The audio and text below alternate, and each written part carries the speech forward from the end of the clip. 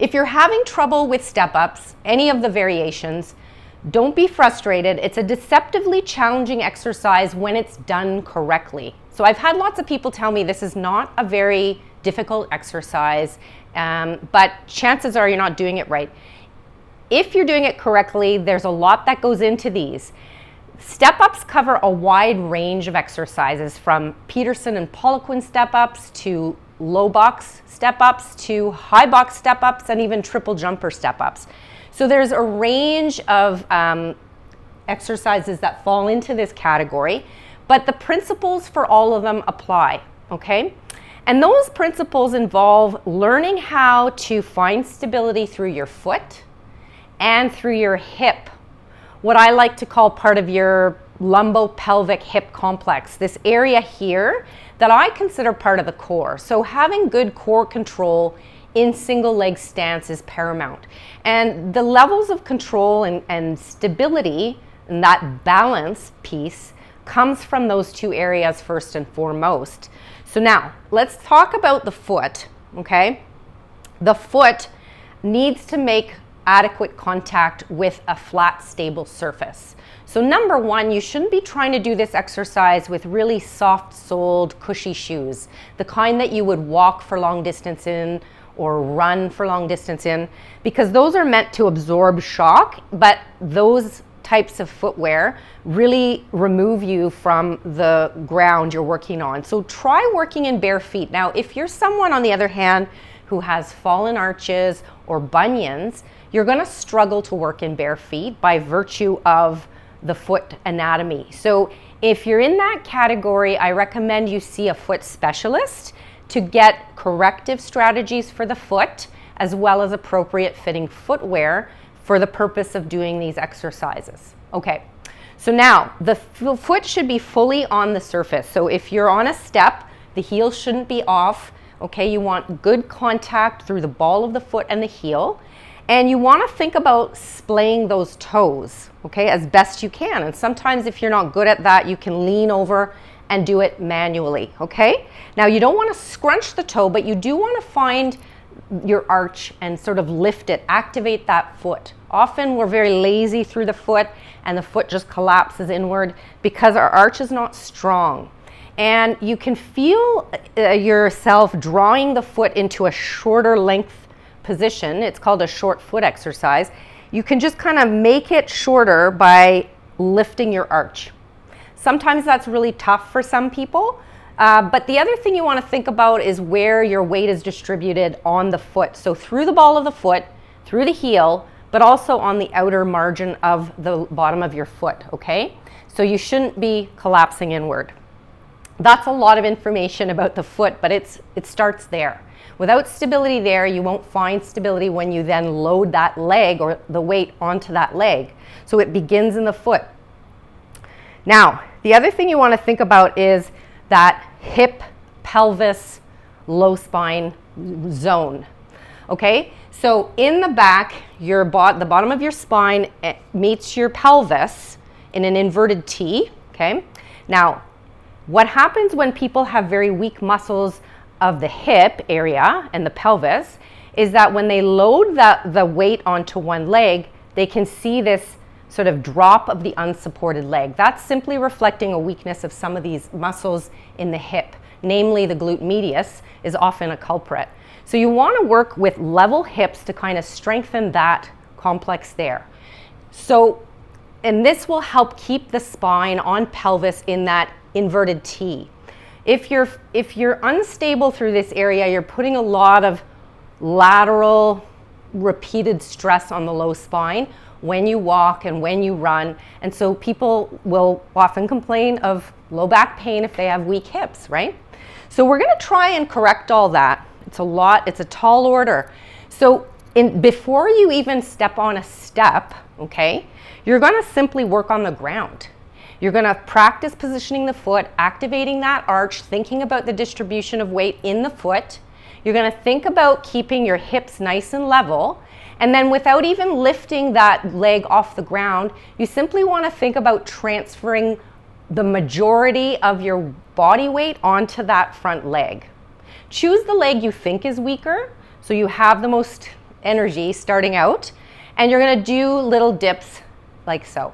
So it's a little flexion of the hip, knee, and ankle, okay, and extension at all 3 joints. A little dip and then all the way back up, okay? And all I'm doing on the back is working off my back toe, and the toe is just resting lightly where all of my weight pretty much is on that front leg, and I'm just doing this, up and down. What I'm also trying to do, apart from keeping my hips level, is ensuring that my knee doesn't deviate inward. So I'm thinking about the middle of my kneecap, and if I were to draw a line through it, it would go right through the second toe. And that applies throughout the movement. At no time does that line deviate, okay? Now that is a lot to do with the foot and the hip. So if those are anchored and stable and you're focusing on that, the knee usually does what it should, okay?